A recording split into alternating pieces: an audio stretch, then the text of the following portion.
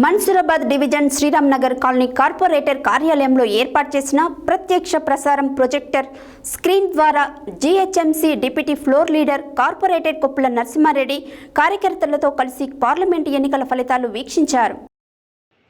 Mansoorabad division Sriram Nagar colony corporator కార్యాలయంలో ఏర్పాటు చేసిన ప్రత్యక్ష ప్రసారం ప్రొజెక్టర్ స్క్రీన్ ద్వారా GHMC deputy floor leader corporator Koppula Narasimha Reddy కార్యకర్తలతో కలిసి పార్లమెంట్ ఎన్నికల ఫలితాలు వీక్షించారు. అనంతరం ఈటెల రాజేందర్ విజయం తథ్యమని బాణాసంచా కాల్చి స్వీట్లు పంచి నరేంద్ర మోడీ, ఈటెల రాజేందర్ గార్ల నామస్మరణలతో కార్యకర్తలు నృత్యాలు చేస్తూ జేజేలు కొడుతూ సంతోషం వ్యక్తం చేశారు.